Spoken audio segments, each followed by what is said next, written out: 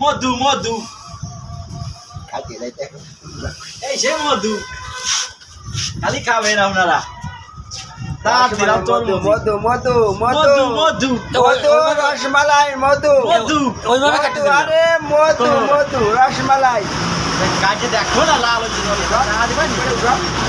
মধু মধু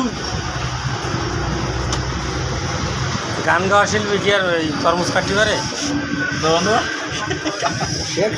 আরে মধু মধু মধু কি লাল হয়েছে? মধু মধু দি সাদা মধু সাদা সাদা এই বউ মাছের মধু মধু দি সে হলো রাসেল ভাইপার।